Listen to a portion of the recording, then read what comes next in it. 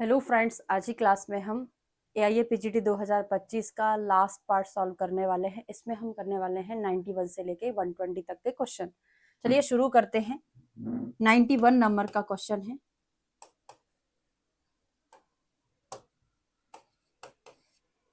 चरक के अनुसार स्नेह पानी की ह्रस्व मात्रा को मंद विभ्रंशा कहते हैं। बिल्कुल गलत। मां से मंद विभ्रंशा किसको बोलते हैं?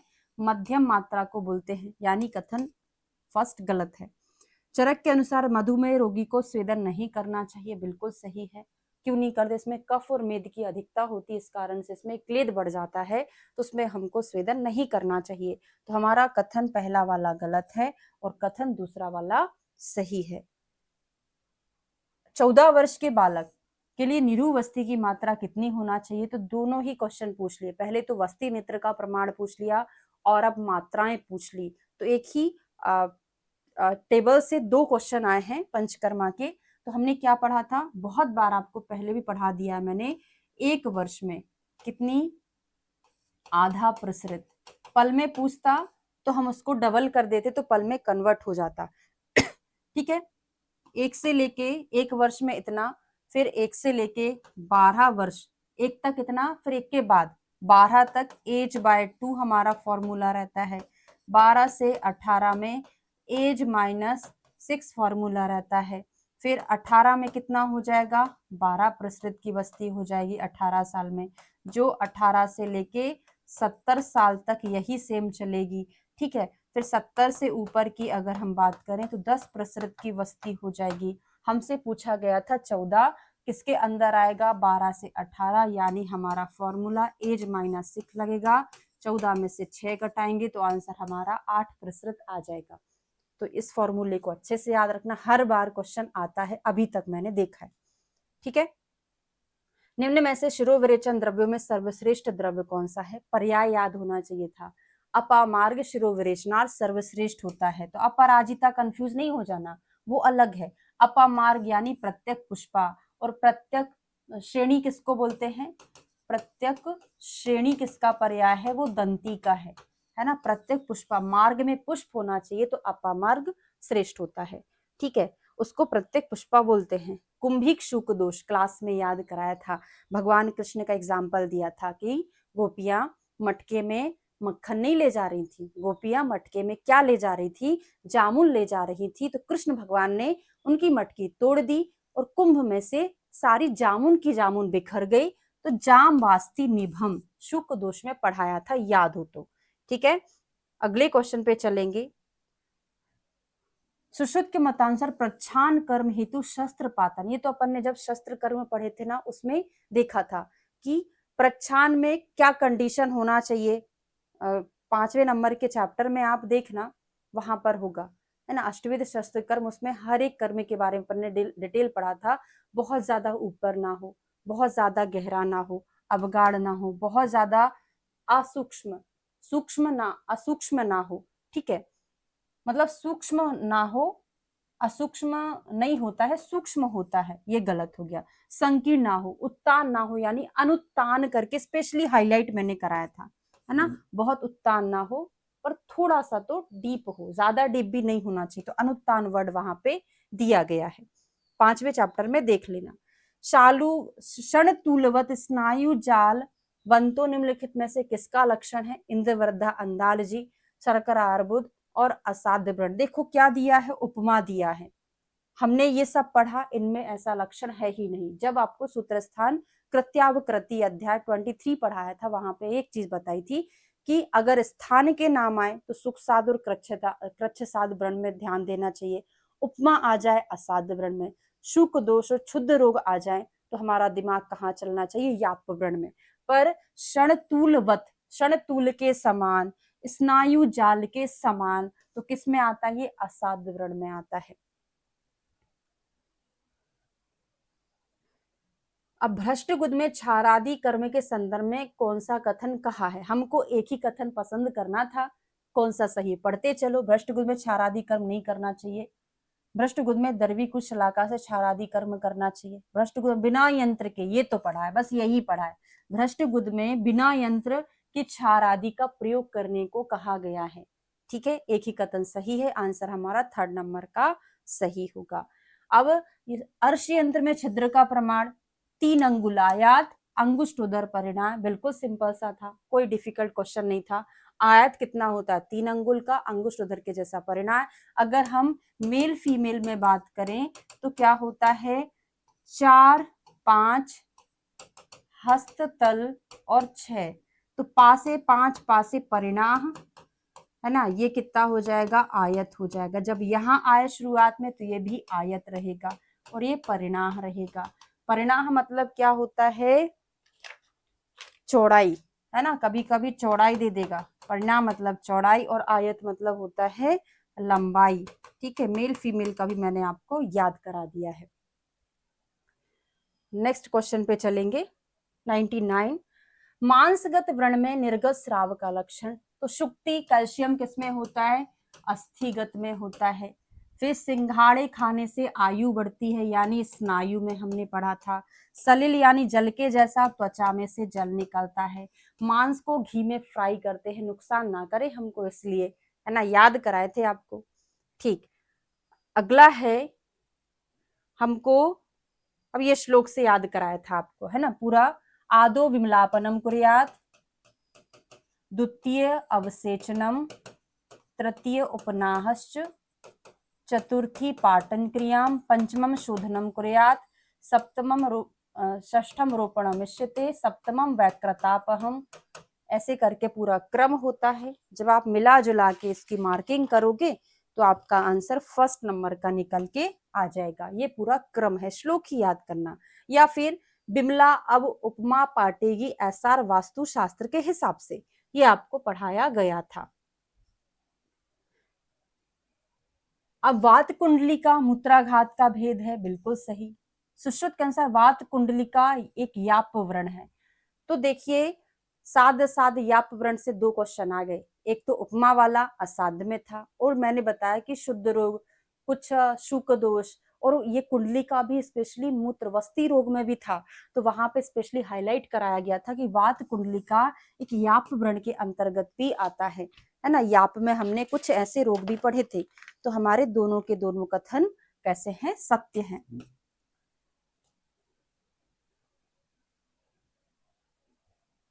नेक्स्ट क्वेश्चन आता है, निम्नलिखित में से, पहले इनको पढ़ना था फिर हमको उत्तर चयन करना था। उत्सन्न मांस कठिनान में क्षार कर्म करते हैं क्या?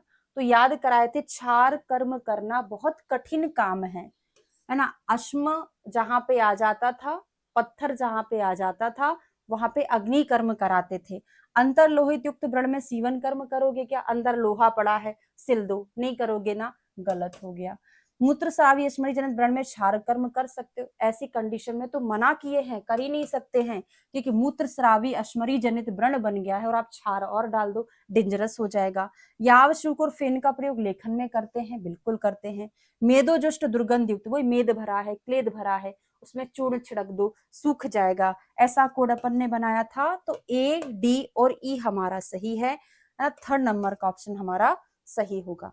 ठीक है, आगे बढ़ते हैं। बहुत सिंपल सा क्वेश्चन है, कई बार पूछा गया है। दीपिका तेल किसमें देते हैं? कर्ण रोगों में दिया जाता है। कितने अंगुल का प्रमाण होता है? 18 अंगुल का सरकंडा। पर काय का सरकंडा होता है ये पूछा जा सकता है। तो बृहद पंचमूल का कांड होता है 18 अंगुल का लंबा।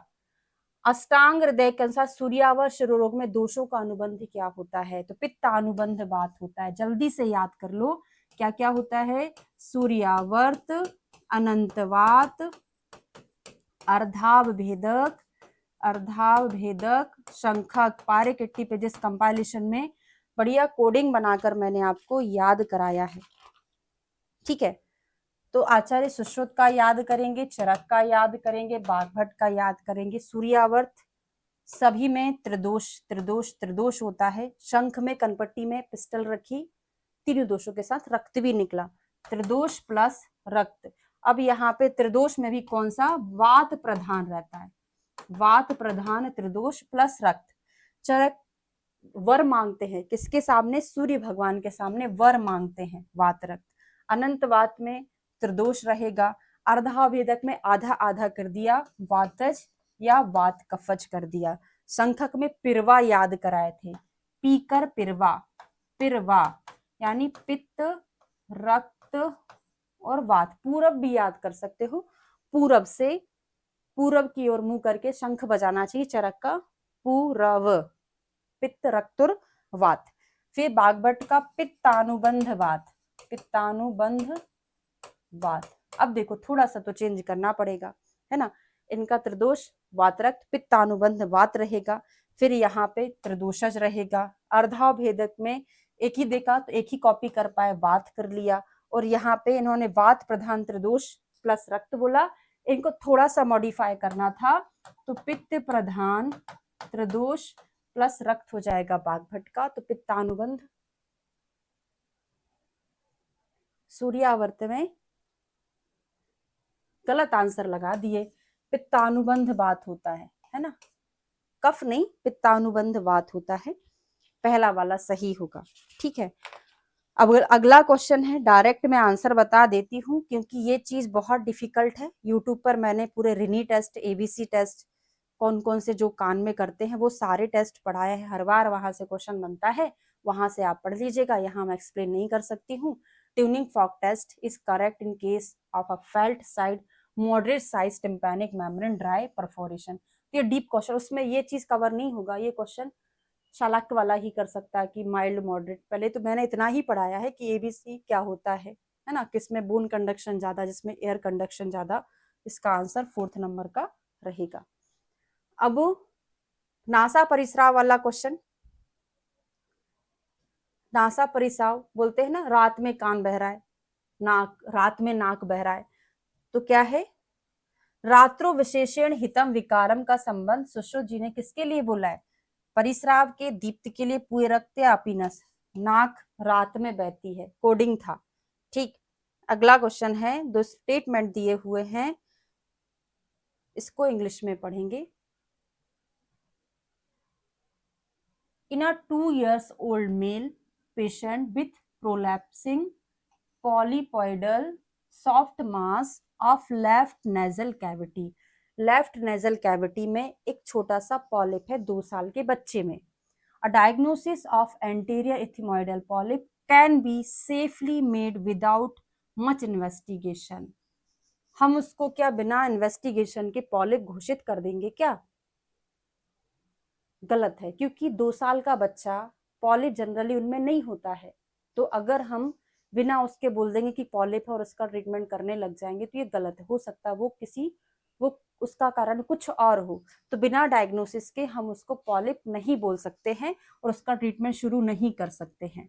ठीक है, in a female patient of 24 years having unilateral, एक साइड सिर दर्द हो रहा है, सीवियर एपिसोड आते 12 बजे, है ना, थ्रोबलिंग पेन होता है विथ एसोसिएटेड नोजिया, उल्टी वोमिटिंग, किसका साइन है भैया, उल्टी कर देना, बहुत थ्रोबलिंग उल्टी कर देना, नोशिया होना, एक साइड का सिर दर्द होना, ये माइग्रेन का टिपिकल साइन होता है। तो इसमें रेडियोलॉजिकल इन्वेस्टिगेशन कराएंगे क्या हम, एमआरआई वगैरह नहीं, बिना उसके सिम्टोमेटिक आप घोषित कर देंगे कि उसमें कुछ नहीं आने वाला है, तो always required to compliance the treatment, तो ये भी गलत है, इसमें इन्वेस्टिगेशन की जरूरत नहीं है, ट्रीटमेंट शुरू कर दो, इसमें अभी ट्रीटमेंट शुरू नहीं कर सकते, इन्वेस्टिगेशन की जरूरत है, यानी हमारे दोनों के दोनों स्टेटमेंट कैसे हो जाएंगे, गलत हो जाएंगे, दोनों के दोनों कथन गलत है।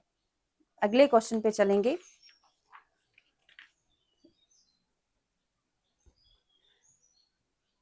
तो पीनस से ज्यादा वेदना, अष्टांग हृदय का स्पेशली पढ़ा था, पीनस से भी ज्यादा पीनस होता है, ज्यादा दर्द होता है, उसको हम अपीनस बोलते हैं, क्योंकि एक ही आचार्य ऐसे हैं जिन्होंने पीनस अपीनस अलग अलग बताया, चरक ने सेम बताया, पीनस अपीनस एक ही चीज होता है, सुश्रुत ने भी सेम ही, एक दूसरे का पर्याय होता है, पर अष्टांग हृदय ने इसको अलग से बताया है। अष्टांग हृदय के अनुसार मछली की गंधी के जैसे मांस चाटना, यह लक्षण निम्न में से किस रोग में मिलता है, तो ये अलस में मिलता है ना, डीप क्वेश्चन है, किसमें मिलता है, ये अलस में मिलता है, यही से याद कर लो, मत्स्य गंधी भवेत पक्वा और मांस निकलने लगता है उसमें। आचार्य सुश्रुत के स्वस्थ पुरुष में नेत्र, तो हम क्या पढ़ते हैं, वात पित्त कफ और स्वस्थ, शुरुआत करते हैं 500 से, फिर यहाँ 600, यहाँ पे 800, यहाँ पे 1000 यानी 1000, 6, 8, 10 और यहाँ पे 500, स्वस्थ पुरुष में 500। बहुत सिंपल सा क्वेश्चन है, एक्सप्लेन ज्यादा करने की जरूरत नहीं है। अब ये स्पेशली नोट्स में दिया था कि अष्टांग हृदय ने क्षतज शुक्र के प्रथम पटल को इंगित किया है, स्पेशली हाईलाइट करके दिया था। क्षतज शुक्र यानी पक्व जंबूसम किसने बताया है? अष्टांग हृदय ने बताया। शालाकी के नोट्स में ही आपको मिल जाएगा। हाइपोथेसिस क्या है? ऐसा कथन जिसका उत्तर देने की आवश्यकता है, कथन जिसका परीक्षण किया जा सकता है, एक सिद्धांत जिसे पूर्व स्वीकृत किया जा सकता है, एक निष्कर्ष जो प्रमाण पर आधारित है। नहीं, निष्कर्ष नहीं, कंक्लूजन होता है। स्वीकृत थोड़ी ना करते, उस पर तो हम इन्वेस्टिगेशन करते हैं, उसका परीक्षण करते हैं, उसी को हाइपोथेसिस बोलते हैं। Statement that can be tested, यानी हमने एक स्टेटमेंट बनाया कि हमारा विरेचन हाइपरटेंशन में अच्छा काम करता है कि नहीं करता है। अब हम उस पर क्या करेंगे? इन्वेस्टिगेशन करेंगे। ठीक है। ICMR के निर्देश अनुसार ICE जो इंस्टीट्यूशनल एथिक्स कमेटी होती है, उसका अध्यक्ष कौन होता है? तो IEC मैंने जो पढ़ाया था, रिसर्च में पढ़ाया है आपको क्लास में, उसमें बताया भी था कि यहाँ पे जो अध्यक्ष होता है वो कहाँ का होता है? आउटसाइड का होता है, खुद के घर का नहीं रख सकते हैं, है ना। किसी बाहरी संस्थान का एक वरिष्ठ या senior expert from outside of the organisation. Research start के क्वेश्चन चल रहे हैं। एक्सपोजर और आउटकम के मध्य कारण प्रभाव संबंध स्थापित करने के लिए निम्न में से सबसे सशक्त अनुसंधान डिजाइन कौन सा है? एनालिटिकल में एक्सपोजर थोड़ी ना दे रहे हैं, फिर आउटकम कैसे पता? हम तो केवल किसी भी ड्रग को एनालिसिस कर रहे हैं। तो एक्सपोजर में से हमने एक्सपेरिमेंटल स्टडी में करते हैं, क्या करते हैं? विरेचन दिया, आउटपुट देखा, वमन कराया, आउटपुट देखा। तो ऐसा एक्सपेरिमेंटल स्टडी में होता है। गोक्षुर दिया, फिर आउटपुट देखा। पर डिस्क्रिप्टिव में केवल हम उसको डिस्क्राइब करते हैं अपने वर्ड्स में, तो ये नहीं हो सकता, केस स्टडी भी नहीं हो सकता। तो एक्सपेरिमेंटल स्टडी में ही ये आपको मिलेगा। उत्पत्ति बिंदु से गुजरने वाला, ये बहुत कठिन क्वेश्चन है, रिग्रेशन से पूछा गया था। Choose the correct option for regression line passing through the origin. अगर ओरिजिन से दोनों की दोनों रिग्रेशन लाइन पास हो रही हैं तो इंटरसेप्ट क्या होगा? 0 होगा। ये नहीं बनेगा, इसको छोड़ देना, ठीक है, क्योंकि उसको बहुत ज्यादा डीप, जो मैंने पीजी के लेवल पे, PG MD फर्स्ट ईयर के लेवल पे रिग्रेशन पढ़ाया, पर आप लोगों को क्लास में नहीं पढ़ाया, चाहे तो वहां से भी आप देख सकते हो। ठीक है। निम्नलिखित परिकल्पना परीक्षण की प्रक्रिया के चरणों का सही क्रम में व्यवस्थित कीजिए। अब इसको सीरियल वाइज अरेंज करना था कि सबसे पहले हम क्या करते हैं, उसके बाद क्या करते हैं। तो देखिए, सबसे पहले तो हम क्या बनाते हैं? हाइपोथेसिस बनाते हैं, है ना। क्या बनाते हैं? सेटअप नल और अल्टरनेटिव हाइपोथेसिस। पहले नंबर पे हमने हाइपोथेसिस बना लिया। जब हाइपोथेसिस बन जाती है तो हम क्या करते हैं? Select the level of significance, कि हमको अगर इतना रिजल्ट आएगा कि लेवल ऑफ सिग्निफिकेंस आएगा तो हम मानेंगे कि हमारा रिसर्च सही डायरेक्शन में जा रहा है।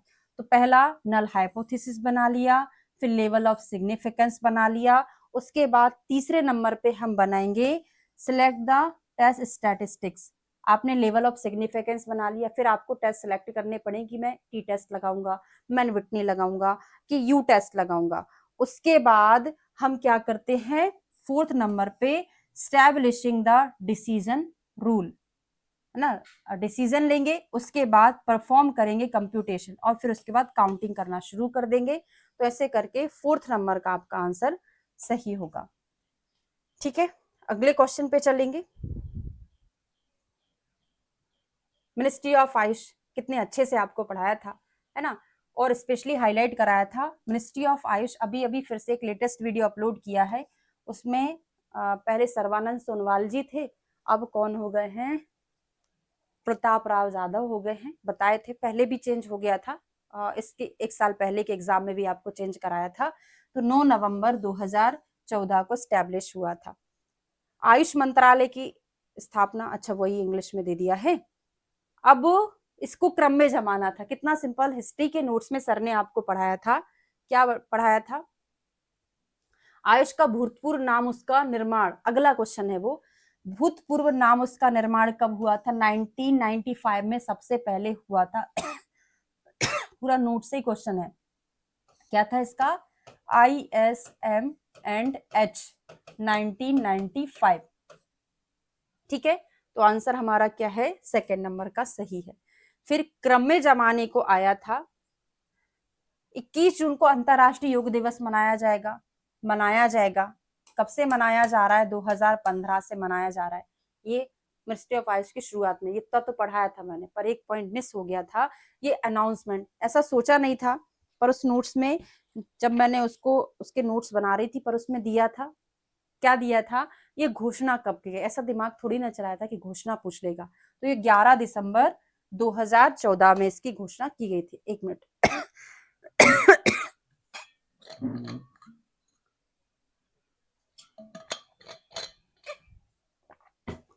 और 23 सितंबर को अब हर साल आयुर्वेद दिवस मनाया जाएगा। योग दिवस तो वही है, आयुर्वेद दिवस जब धन्वंतरी जयंती पे, धनतेरस पे मनाया जाता था, अब वो 23 सितंबर को मनाया जाएगा। तो ये अच्छे से आपको याद करना है, ठीक है। अब इनको क्रम में जमाना था, तो सबसे पहले क्या आया, आयुष विभाग बना था, डिपार्टमेंट ऑफ आयुष बना था 2003 में। ये पहले नहीं बना था। IS ये बना था सबसे पहले 1995, अभी अभी इसको पढ़ के आए हम। 2003 में ये बन गया। फिर मिनिस्ट्री ऑफ आयुष 2014 में बना। सोआ रिप्पा 2012 में बना। पर इसका एक सेंटर बना लेह लद्दाख, वो 2020 में, वो भी क्वेश्चन पहले पूछा गया था। लेह लद्दाख 2020 में सोआ रिप्पा का सेंटर लेह लद्दाख बन गया था, ठीक है। अब एक और बचा, 21 अप्रैल 2022, WHO GTMC 21 अप्रैल 2022 में बना। क्रम आप जमा देंगे तो आंसर आपका कौन सा आ जाएगा, 4th नंबर का आंसर सही आ जाएगा, ठीक है। ये था हमारा पूरा AIA PGT का पेपर, जो हमने अच्छे से सॉल्व कर लिया, सफलतापूर्वक आपको समझा भी दिया है, ठीक है। कमेंट करके जरूर बताइएगा कितना फायदा आपको हुआ अगले आने वाले पेपर के लिए। और इसके बाद हम जितने भी करंट में पेपर हुए हैं, गुजरात PSC का, जम्मू कश्मीर का, राजस्थान का, छत्तीसगढ़ का, जो बचे हुए हैं वो सारे यूट्यूब पर ही सॉल्व करने वाले हैं। तो पेपर डाउनलोड कर लीजिएगा, है ना। फ्री स्टडी मटेरियल में मैं ये वाला PDF अभी अपलोड कर दूंगी आंसर शीट के सहित। उसके बाद वो सारे पेपर, जैसे जैसे पेपर कंप्लीट होता जाएगा मैं उसमें अपलोड करते चलूंगी। Okay, thank you so much.